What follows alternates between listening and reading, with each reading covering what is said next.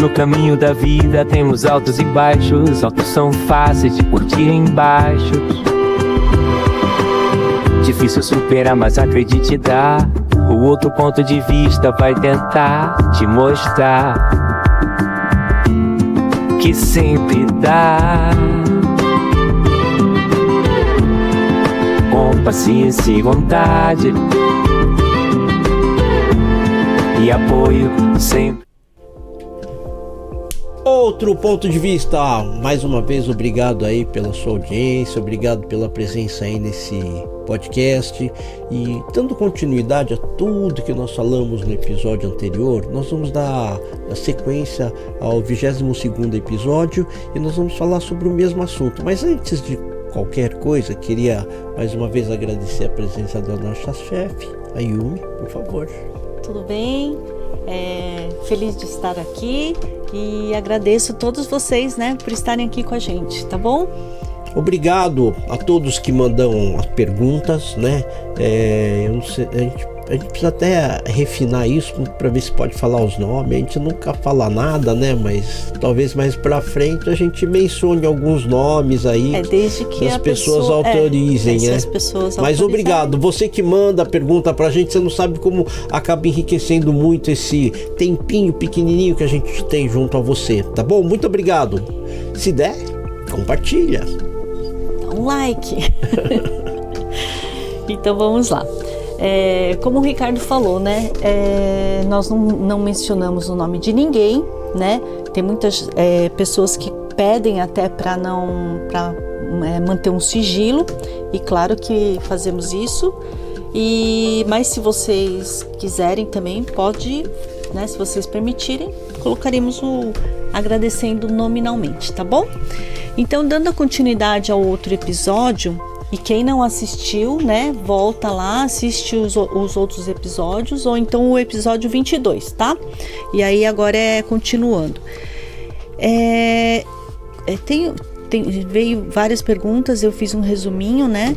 E a pessoa quer saber se conseguimos ajudar pessoas que, sei lá, se submeteram uma cirurgia, alguma coisa assim, mas entrou em coma. Quer dizer, não... Eu até lembro que na última pergunta nós falamos sobre intercorrências, né? Legal. Então, o que acontece com pacientes que entram em coma, ou seja, em função de alguma intercorrência na cirurgia, ou entrou mesmo por algum outro motivo, de novo, existe sempre uma razão para isso acontecer, sempre. O paciente que entra em coma, ele tem o corpo adormecido. De novo, para quem acredita na parte espiritual, tal, então você vai ter o corpo físico e o corpo espiritual adormecido. Mas o corpo espiritual, ele não adormece por completo. Tanto que existem relatos de pessoas que entraram em coma e lembram de pessoas que foram visitar. Você já ouviu isso? Quando retorna, ele lembra de pessoas que foram visitar, lembra às vezes de algumas falas, lembra às vezes algumas cenas. É impressionante isso. Isso é uma prova de que a parte espiritual, ela está ativa. E às vezes ela consegue transcrever isso pro cérebro, para a memória dele. Então, pacientes em coma, a gente tem que ter sempre muito cuidado e muito carinho. A analogia que eu faço, é óbvio, né? De novo, gente, com todo o respeito, tá bom? Eu até levei um puxão de orelha, tal, que no outro episódio eu tava muito para baixo, que eu falei assim, putz, esse assunto assim é muito delicado, eu gosto de falar alto, eu sou meio espalhafatoso, eu vou entrar mais levinho e mais devagar, né? Mas eu faço uma analogia do paciente em coma com o paciente de mal de Alzheimer, em estado bem avançado. Então, às vezes, eu sei que não tem nada a ver, né, uma patologia com a outra, ou a situação de uma pessoa, de um paciente com outro, mas é sempre aquilo, assim, a pessoa que está em coma, ou que encontra-se num processo avançado do Alzheimer, ela não sabe quem você é. Ela não sabe, mas você sabe, entendeu? Ou seja, não é porque a pessoa não lembra de você ou a pessoa se encontra adormecida que você não deve ter o mesmo respeito, o mesmo amor, o mesmo carinho, a mesma admiração. E as pessoas, Yumi, não imaginam o quanto isso ajuda a acalentar aquela pessoa. Imagina espiritualmente, uma pessoa que esteja ou com Alzheimer ou em coma. De repente, a gente que acredita no ser divino, naquela coisa além do que os olhos e o ouvido sentem, você ter lá um espírito. Ele quer se manifestar, mas não consegue. Ele quer lembrar, mas não consegue. Infelizmente, a gente está nessa fase. A gente está numa fase que a gente conversa assim com nossos filhos. Você lembra aquele lugar que aquele dia, puta, a gente não lembra nada. Só eu que entendo. Mas a minha companheira entende. Mas os filhos não entendem absolutamente nada. A gente vira chacota. Olha lá os dois gagá. Olha os dois gagá. O que eu tava falando pra ela, a gente tem vindo de motinho pra cá. Imagina o que os caras não devem falar aos meus amigos motoqueiros ou motoboys. Até chama a sua atenção, se você vir a gente aí, dois velhinhos, pô, dá uma buzinadinha pra gente aí, que eu vou ficar feliz, cara, tá bom? Dois velhinhos lá encarando o trânsito de São Paulo numa motoquinha lá, mas é legal, tá? É mais ou menos isso. Voltando de novo pra essa parte do paciente em coma. Então é isso, Yu. Assim, o paciente, teoricamente, ele está inerte. Ele, teoricamente, não vê, não ouve, não sente nada.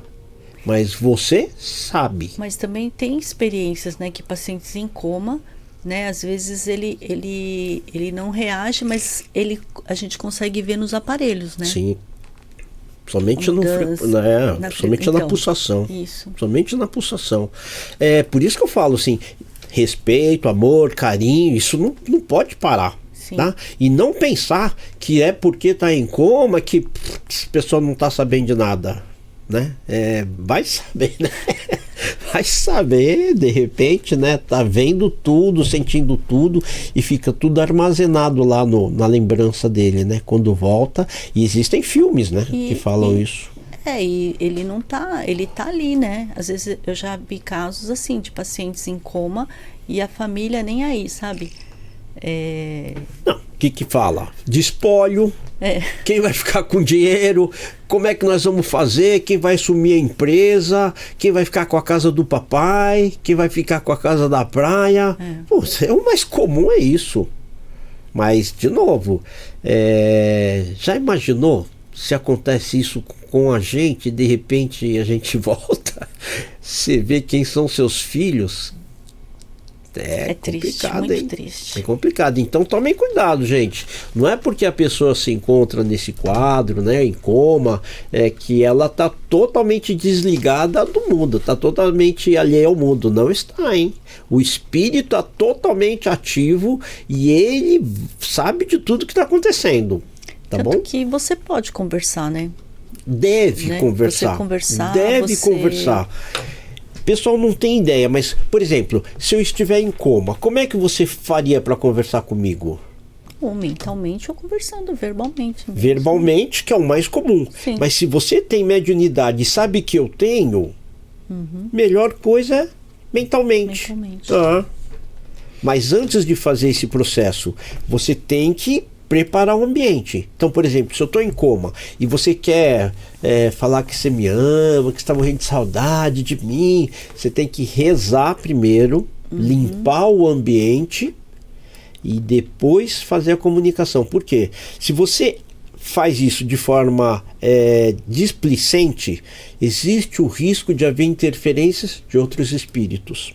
Entendi. Tá? Por isso que eu acho que quando o paciente está em coma, é importante a sustentação espiritual dos seus familiares, para proteger o espírito da pessoa que se convalesce naquele momento. Tá bom? Entendi. Acho que é importante, sim. E como ajudar pacientes com morte cerebral? Tem como... Então, existem 3 testes para diagnosticar uma morte cerebral. E aí, uma vez diagnosticado, como se encontra o espírito dessa pessoa? Você sabe como é que fica? A pessoa tem a morte cerebral. O espírito dela, você acha que está preso ao corpo ou está passeando por aí? Depende da pessoa, né? Depende da pessoa. Exatamente isso. Depende da pessoa. E como é que a gente sabe essa diferença? As pessoas que têm um desprendimento muito grande do corpo, um grau de evolução, uma compreensão maior do seu estado, né? Espírito, o espírito que tem, ele é afastado do seu corpo e não sente tanto as agrúrias que o corpo padece. Então, às vezes ele fica adormecido, às vezes ele já é levado para um tratamento, às vezes ele é assistido por espíritos afins para protegê-lo. Tanto que em hospitais existem assim espíritos que não acompanharam, né? Não foram para o velório, nada, ficaram lá, porque eles acham que ainda estão em tratamento, né? Vivos, e pedindo ajuda aos médicos para... Então, mas aí o que acontece? Quando tem essa situação, aí em muitos casos a família vai partir para doação de órgãos, né? O que eu acho muito bonito. Mas eu conheço casos de pessoas que receberam doações, mas são totalmente contrárias a doarem. É o mais comum. Que são apegados ao... Não, sem senso de julgamento, mas assim, eles recebem, mas às vezes não querem doar. É um direito de cada um. De novo, não dá para recriminar quem não quer, é um direito dele. A gente sabe que existem algumas religiões tal, que são contra, inclusive, até a cremação, né? Que não deve se fazer isso tal. O que eu posso orientar dentro da ótica espírita, que toda caridade que você fizer, ela vai ser relevante na sua vida. Está computado, né? Vai ser relevante. Então, se de repente a sua família se dispõe a doar órgãos para ajudar outras pessoas, puxa vida, assim, é um gesto super nobre. Mas existem alguns cuidados que devem ser tomados, né? Então, por exemplo, paciente com morte cerebral vai doar um rim, tá? Mas de repente esse paciente ele tinha tendências a ter cálculo renal, vamos colocar uma coisa boa, cálculo renal, mas ele nunca teve, ele tinha tendências, mas nunca teve. Se de repente essa pessoa a que recebe o órgão, a receptora, também tem uma tendência, é claro que o risco de fazer uma formação de cálculo passa a ser maior. Então, por exemplo, fígado, né? Então, de repente, aquela pessoa que doou o fígado, né, que estava com morte cerebral e doou o fígado, não bebia, mas a família toda já bebia dele, tá? Então ele carrega um estigma de prazeres ou proximidades ao álcool.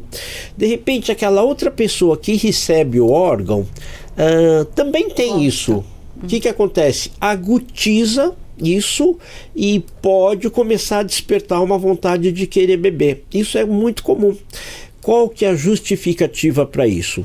É a tal das dores fantasmas. Sabe aquela pessoa que perde um membro?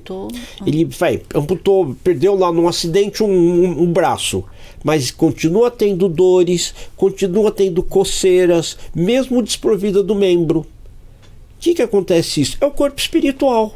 É o espírito que está presente, o corpo físico, espiritual, não físico, material, espiritual que se faz presente. Então, o que você pode fazer? Aí entra a gente. Aí entra quem tem conhecimento da parte espiritual. O que a gente faz? Um desligamento espiritual desse membro, para que ele pare de sentir dor. E isso é muito recorrente, a gente já fez muito isso. O mesmo acontece o inverso. Por exemplo, eu recebo um fígado, né? Que é bom fazer? Né? Você que também é treinada, que você faça uma oração, um trabalho de desligamento desse membro da pessoa doadora. desvencilhar qualquer tipo de vínculo e agradecer a pessoa doadora para que ela se desprenda disso, evolua e o órgão passa a ser simplesmente um órgão sem impregnação energética do doador. Então é a mesma coisa, por exemplo, eu quero hoje, eu falo, não, eu quero fazer as doações dos meus órgãos. E na hora da partida, me dá um desespero de deixar a família e fico lá vagando. Só que já foi autorizado a doação. Aí, de repente, a pessoa recebe um órgão meu e eu tô lá vagando. Prejudicaria essa pessoa? Prejudicaria, claro. E aí entraria essa parte do desligamento. É igual a dor fantasma. Você não tem mais o seu membro, mas você continua sentindo dor. Você não tem mais o seu órgão, você não tem mais o seu corpo. Mas se mentalmente você estiver sentindo isso, você vai irradiar. Tanto que existem sucessos e insucessos em transplantes. E isso não é só transplante de órgão, não. Mesmo transfusão de sangue. Tem que ser feito isso.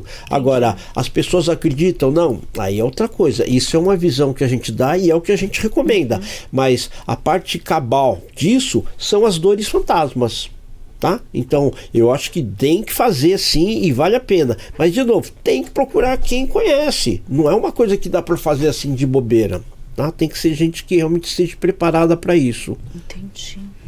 Tá. E como abrandar o sofrimento dos pacientes no caso da eutanásia? Então, é que para nós espíritas, a gente é totalmente contra o suicídio, né? Mas sabe aquelas pessoas tipo nato morto, as pessoas que nascem, as crianças que nascem e morrem já na fase gestacional? Mesmo não tendo nenhum tipo de problema. Então o que acontece? A gente tem um ciclo de vida. Todos nós temos um ciclo de vida, um período aqui de permanência aqui na Terra. Nesse período de permanência, se você eventualmente executou todos os seus compromissos terrenos, você vai ter uma morte prematura. Então, eu sei que choca isso, né? Você fala, pô, você é uma pessoa boa e você vai morrer antes? Você vai morrer cedo? E é comum a gente ouvir isso. Sempre que existe uma morte assim muito precoce, fala, puxa, era uma pessoa tão boa. Por quê? Porque na verdade a gente vem aqui para a Terra para aprender. Uma vez que a pessoa aprendeu tudo, não tem mais por que ficar aqui. Ela vai passar por um outro estágio para se desenvolver mais rápido. Essa é a causa das mortes prematuras. Mas no caso de eutanásia, você tem lá um relógiozinho de vida vital lá, tá? Você tem que viver 80 anos, tá bom? É uma metáfora, hein? Não é assim que funciona, mas tipo lá, 80 anos, tá? Então é relevante tudo que você fez de bom, tudo que você fez de ruim e tal, mas é só para o pessoal entender. Então lá, você tinha que viver 80 anos, você tá lá com 78 anos, tá? Ficou um ano sofrendo. Ai, não aguento de dor, me mata, eu não aguento de dor.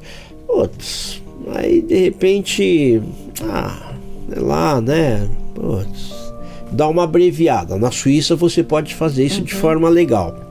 Aí abreviou a vida. Ele morreu, tinha que morrer com 80, morreu com 79 anos. Aí ele vai ser gerado novamente. De novo, nós espíritas acreditamos no processo de reencarnação. Só que ele não completou a etapa terrena dele aqui na Terra. O que acontece? Ele é gerado, só que quando ele está na forma de um feto, ele quer viver. Mas aí o que acontece? É tolhida a vida dele para ele fechar o ciclo. E aí você vai falar assim, puta, mas a criança tem culpa? De novo, não é uma criança, né? Então a gente tem o corpo de uma criança, mas o espírito não é de uma criança. Mas e no caso do pai, imagina para a mãe, o trauma que isso não é. Mas provavelmente em outras vidas, essa mãe incentivou o aborto, incentivou uma eutanásia ou matou alguém. A gente não pode esquecer que a gente vem num processo de evolução onde nós fomos já guerreiros, já enganamos pessoas, maltratamos outras, e nós estamos num processo de depuração, mas um dia a cobrança vem, e às vezes vem dessa forma, é doído, é triste, mas é relativamente comum isso acontecer. Na verdade, todo mundo tem que passar, né? Por sim, isso, né? sim, sim. Tá. E aí, tem uma pergunta aqui: viver para a vida ou viver para a morte? Porque tem gente que vive cada dia pensando na morte, assim, dizendo, sofrendo, né? Eu acho que velho, é o que eu só estava te falando, velho todo mundo fica, todo mundo vai ficar velho. Se nessa fase você vai viver, mesmo esse tempo que você tem exíguo, que seja vivendo, curtindo, aprendendo, ou você vai entrar numa rotina e vai ficar naquele seu mundinho. Tá errado? Tá certo? Não é isso que a gente tem que ponderar, não é isso. O que eu coloco como reflexão é que nós estamos aqui na Terra para aprender, né? Então, se a gente está aqui para aprender, o tempo que a gente tem que se tornar útil. Aí que eu acho assim, né? Eu não sei se é isso que ele queria dizer, mas eu conheço pessoas que às vezes não querem fazer nada. Eu tenho esse problema aqui na coluna, não dá para fazer nada. Eu tenho esse problema na perna, não dá para fazer nada. Ou seja, não vive para a vida, fica sempre postergando, né? Procrastinando, né? Que é a palavra-chave, todo mundo fala lá, né? Procrastinar. Acho que é isso. No fundo, a pessoa não vive para curtir os momentos da vida e fica lá se lamurando, reclamando. É por isso que é difícil, né? Assim, idoso é uma coisa, né? Mas às vezes não é só com idoso que isso acontece. Não, às vezes tem jovens que... Às vezes tem jovens. E aí, às vezes, leva a família inteira, né? Porque, assim, vitimiza e a família fica com dó e acaba poupando também sempre, né? Não dá para fazer, não dá para sair, não dá para viajar, não dá para curtir a vida por causa de uma pessoa só, né? Então, mas é exatamente isso, assim, você... eu sempre dou esse exemplo, né? Você sabe que eu sempre andei de moto, sempre gostei de andar de moto. Uma coisa, eu e você, tá? Andando de moto, você também anda na sua moto, você perdeu sua perna, a perna direita, eu perdi a perna direita também. Só que você é mais proativa, você é mais sábia, você é mais evoluída. Aí você fala assim, caramba, mas eu ainda tenho a perna esquerda. Você é agradecida por ter a perna esquerda. Eu não, sou um cara meio negativo, frustrado, egocêntrico. Falo, caramba, como é que eu vou na praia? Minha vida acabou. É aí que eu acho que talvez seja uma maneira de explicar, de viver para a vida ou viver para a morte. Ou seja, de repente, quando eu me entrego, eu falo, se isola. Não quero sair de casa, tenho vergonha. E você não, está vivendo a vida, entendeu? Está curtindo a vida. Eu acho que assim, não estamos aqui questionando por que aconteceu, mas na verdade, né, eu particularmente acho isso assim. Os problemas todos nós temos. Você tem, eu tenho, todos nós temos. Você também tem problema. Todos nós temos problema. O que difere a resolução do problema é exatamente como você dá o valor devido a esse problema, né? Então, se você é muito negativo, esse problema vai ficar maior. Se você é otimista, esse problema vai ficar menor.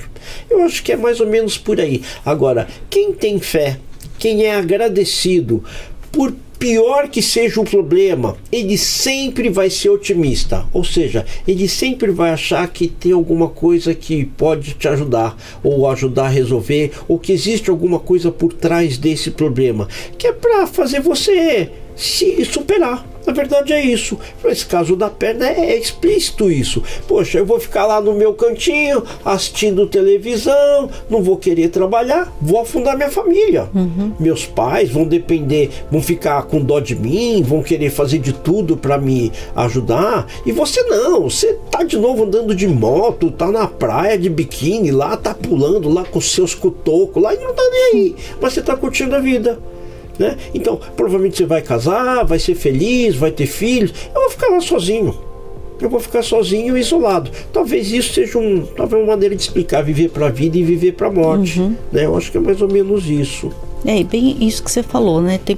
É a maneira de como você encara e como você vê as coisas, como né? você responde diante do problema. Porque você vê pessoas assim, sofrendo, tem uma vida muito sofrida, assim, a gente do lado de fora, né, vendo e falando como que essa pessoa aguenta todo esse peso, mas ela sempre assim, eu tô passando por isso, eu não consegui ainda entender o porquê, mas eu tô tentando enxergar o que eles lá em cima estão querendo me mostrar.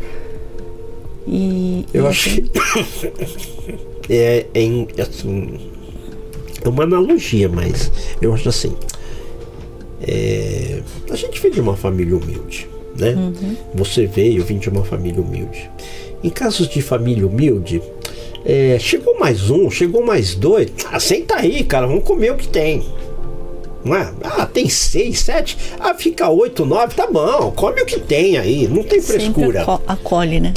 Mas quando a família ela é assim, muito abastada, chegou o cara chegou sem avisar, não deu atenção, e agora? Quem vai? E agora? Às vezes tem tanta comida, tanta coisa, mas eles sentem muito mais. É a maneira de responder da pessoa, né? É a maneira de responder o problema. Eu acho que é isso. Por isso, vamos viver para a vida, né? Vamos viver para a vida. Acorde, vamos viver para a vida. E aproveita, enquanto estiver vivo, dá um like aí, tá bom? Compartilha. Se esse capítulo te mexeu, ajuda aí, caramba. Ajuda as pessoas. Vamos viver para a vida. A vida já é dura, fica lá dando porrada, para de ser chato, para de ser ranzinza, não é todo mundo, né, que é assim, mas eu tenho a graça de ter uma esposa muito boa, sou muito feliz, agradecido, aleluia. É isso aí, tem que agradecer mesmo, não é qualquer uma que consegue ficar ao seu lado, então verdade, tem que agradecer. É verdade, é o que eu falei. Problema todos temos. Depende de como você reage diante do problema, não é? É isso aí, gente. Os maridos vão entender o que eu tô falando. É uma gente boa. Tasca o like aí, hein, gente? Me ajuda aí, tá bom? Se inscreva, compartilhe. E de novo, né? Obrigado por estar acompanhando a gente. Obrigado por estar assistindo. Quem não conseguiu entender tudo direitinho, volta lá nos outros capítulos, tá? A gente já tá no 23º capítulo. A gente vem falando de vários assuntos. E, de novo, espero que você não tenha que passar por isso que nós comentamos nesse capítulo, mas se você puder ouvir, guarde isso como um aprendizado. Agora, se tiver pessoas que você conheça que estejam passando por isso, você não tem ideia de como você pode ajudar essas pessoas, tá bom? Viva para a vida. Obrigado. E é isso mesmo. Então, olha, lembrando que no próximo capítulo, no próximo episódio, nós vamos falar sobre família. Se vocês tiverem alguma pergunta, sugestões, tá? Aí vocês nos escrevem no outropontodevista87@gmail.com ou então pelo WhatsApp, que é 997279485. E aí também tem o e-mail da linha médica, né? Que hoje, às 19 horas, nós vamos estar fazendo o trabalho com a linha médica. É outro.linhamédica@gmail.com. E para entrar em sintonia com a linha médica, não precisa ficar ligando, não precisa mandar mensagem. Concentre-se. Agora, o que a gente fala, manda um nomezinho pra gente, pelo menos pra gente saber, mas não precisa ficar lá, tá? Então a gente começa 10 para as 19 a preparação, 19 horas a gente começa o trabalho, 19h10 a gente literalmente encerra. Isso pra você, pra gente não. Tá? Eu peço para você fazer isso, esse breve intervalo na sua vida, para orar, para irradiar boas energias para essa pessoa. A gente vai estar trabalhando de uma outra forma, tá bom? E é isso. Então é isso, gente. Mais uma vez, outro ponto de vista. Obrigado de novo por estar assistindo, acompanhando a gente. Obrigado, Estúdio Rocha, principalmente ao nosso grande Alê.